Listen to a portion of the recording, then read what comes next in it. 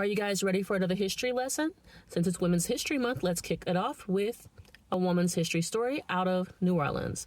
How did one woman transform multi-generational experiences for several people in the city of New Orleans? We're about to find out. Frances Gaudet is one of my favorite historical figures simply because I relate to her in several ways.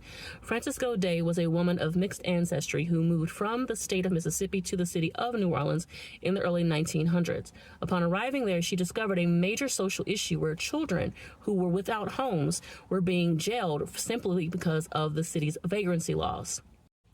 As a woman, and more specifically as a woman of color, Frances Gaudet did not have very many employment options, and so she was only working as a housekeeper and didn't make a lot of money. But nevertheless, she saved as much as she possibly could and bought land and funded the construction of what would become a school and a housing community for the young people who were without homes.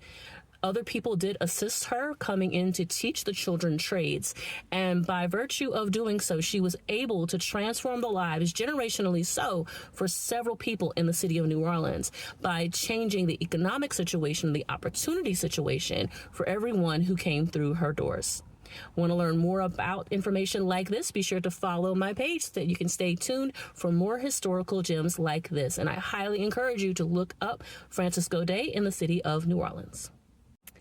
And interesting tidbit, the facility where she taught was actually given over to one of the local churches with the promise that it would continue to be utilized to benefit the community.